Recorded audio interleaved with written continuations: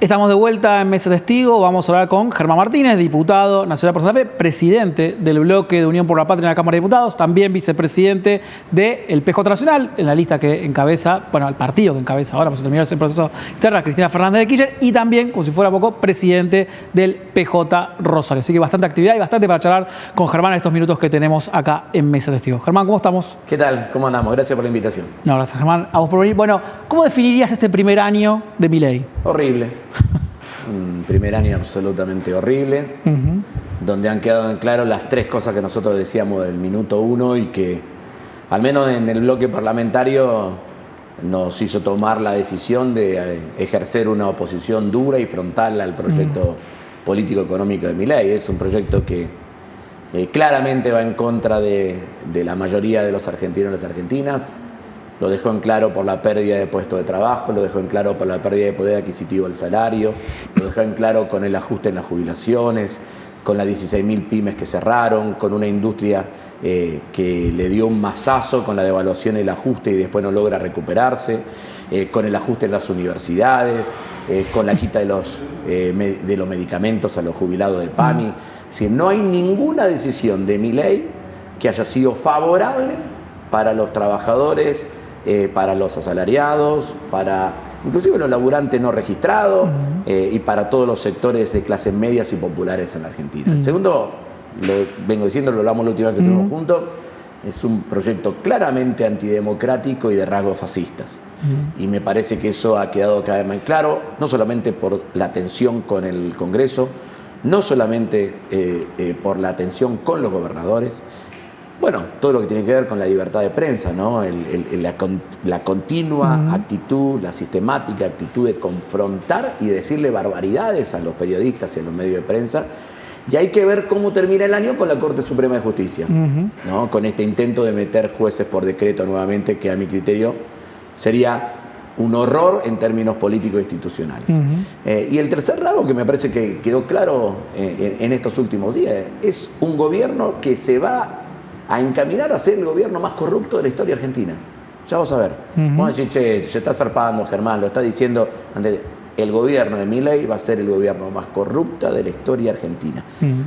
No solamente por lo de Cuadra y por lo que está atrás de Cuadra, no solamente por lo que está detrás de estos funcionarios con offshore y departamentos no declarados y que ahora están en la FIP o en la DGI, sino por todo el año. Fue un año donde usaron fondos de desarrollo social para sobresueldo de funcionarios a través de organismos internacionales, donde tuvieron que descabezar la cúpula de la obra social de los militares por corrupción, donde están queriendo transformar el Estado Nacional en una inmobiliaria que vende terrenos a las corporaciones, donde además no le cobraron el 8% a las retenciones mineras, que son 196 millones de dólares, y donde además vamos camino a un escandaloso proceso licitatorio de la hidrovía, de la vía navegable troncal, donde las propias empresas que quieren competir dicen que el pliego está direccionado en función de determinado interés empresario.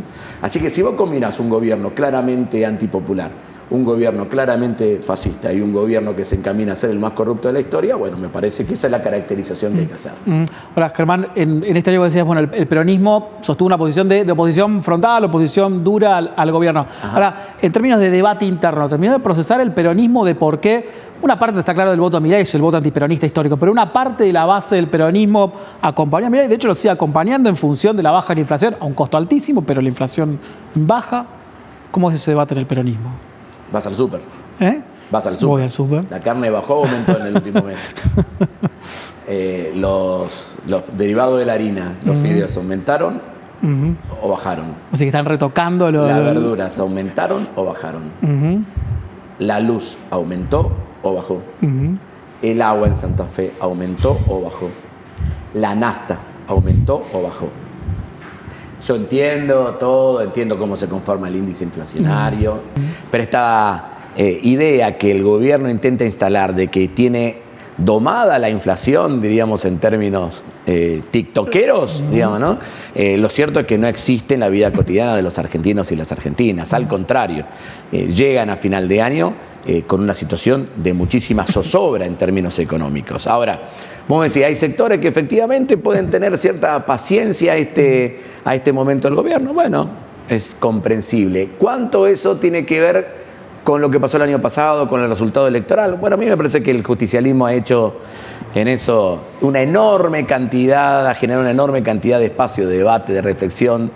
Hay un momento donde las autocríticas hay que empezar a bajarle un poquito el volumen, porque hoy el peronismo tiene que hacer tres cosas: una fuerte articulación interna, en segundo lugar, un ejercicio muy fuerte, muy contundente de oposición a Javier Milei, porque como esta situación de paciencia se da en un determinado sector también de la política, hay un veranito financiero, pero también hay un veranito político donde los que estaban muy opositores hasta hace 2 meses no están tan opositores, es más, quieren volver a ser oficialistas, algunos de ellos. Entonces el peronismo tiene que ejercer esa contraposición de proyectos claramente, pero esa contraposición de proyectos te lleva al tercer desafío: articulación, ser una oposición muy dura con Milei. Tercera es ofrecer una alternativa política. Y quizás el tiempo electoral que se abre en la Argentina nos permita eso, nos permita, además de hablar de ideas, también contraponer figuras, liderazgos, personas que puedan encarnar esa idea y mostrarle a los argentinos que hay otro camino. Germán, hace un par de semanas asumió Cristina como presidenta del PJ en un acto. Bueno, vos al ser vicepresidente estabas en la mesa. Ahora se habló mucho que no hubo gobernadores, no hubo intendentes, no estuvo la CGT, como sí hubo dirigentes sindicales, pero no como CGT. Digo, es un factor de preocupación que hay bastante, o una parte del peronismo que no se siente representado, contenida por este liderazgo de Cristina, que está claro que es la principal figura del peronismo, pero hay una parte del peronismo que no se siente conducido por ello en este momento. Es que no hay que ponerla ni a Cristina en la necesidad esa, ni a cada uno de los peronistas a sentirse plenamente identificado con el liderazgo de Cristina. Para mí, la presencia de Cristina conduciendo al Partido Justicialista es una muy buena noticia para el Partido Justicialista, porque es la persona con más volumen político propio que mejor puede garantizar hacer estas tres cosas que yo te decía: articulación interna, clara oposición a Milei y construcción de una alternativa política. Ahora, ¿eso tiene correlato electoral? Veremos. No hay que apurarse en eso. Pero sí me parece que es importante que el año calendario va a estar medio como dividido en dos, y más en Santa Fe, ¿no? Pero como que la cuestión electoral nacional va a empezar a ponerse más intensa después del 25 de mayo, que hoy sería la posible fecha de cierre de lista de las elecciones nacionales. Tenemos muchos meses para trabajar mucho. Y en eso parte ese trabajo. Y no es solamente responsabilidad de Cristina, sino de todos los que nos sentimos identificados con el justicialismo. Tenemos que seguir sumando. Tenemos que tratar de que los que no estuvieron estén. Y los que no quieren estar, que podamos tener diálogo político y articulación política. A mí me parece que hoy hay que pensar en términos más modernos también el dispositivo del Partido Justicialista. Cristina lo tiene en su cabeza, sabe que hay compañeros y compañeras con los cuales uno puede dialogar políticamente, que no necesariamente estén sentados en una misma mesa, pero que tenemos que tener vasos comunicantes permanentemente. Yo, por lo que hablo, por lo que intercambio con ella, la veo en una actitud sumamente abierta. Ahora, esa actitud de apertura tiene que ser correspondida por otros. Entonces, y ahí viene nuestro trabajo. Nosotros también tenemos que tratar de sumar, de generar esos puentes de comunicación para que tengamos no solamente el justicialismo en términos orgánicos, sino que tengamos un movimiento, un peronismo con mucho más actores dispuestos a dar la pelea, ¿no? Germán, varias veces que viniste en el año fuimos charlando como un tópico recurrente el tema si se podía generar una mayoría alternativa en diputados a partir de determinadas coincidencias que había en un sector del radicalismo, con el bloque de Pichetto, otros espacios. Pensando en el año que viene, con el electoral, digamos, y que hay un veranito político y algunos sectores están como más especulando. ¿Cómo ves esa posibilidad de generar articulaciones con otros sectores opositores en la Cámara? Yo veo para atrás, el año tuvimos 3 momentos, desde que asumió Milei hasta la sanción de la ley bases, 12 de junio creo que fue, en Senado y después vuelve a la Cámara de Diputados y se aprueba, pero hasta final de junio, donde claramente vos tenías a la mayoría de estos sectores más mirando a Milei y queriendo ser aliado de Milei que queriendo ser opositores al proyecto político. Ahí nos costó a nosotros. Después tuvimos julio, agosto, septiembre, octubre. Hasta ahí tuvimos claramente una enorme capacidad de construir desde el Congreso escenarios alternativos. Lo vimos con las jubilaciones, lo vimos con el financiamiento universitario, lo vimos con por primera vez en la historia, el rechazo a un DNU, en este caso al que le incrementaba en 100.000 millones de pesos los gastos reservados a la CIDE.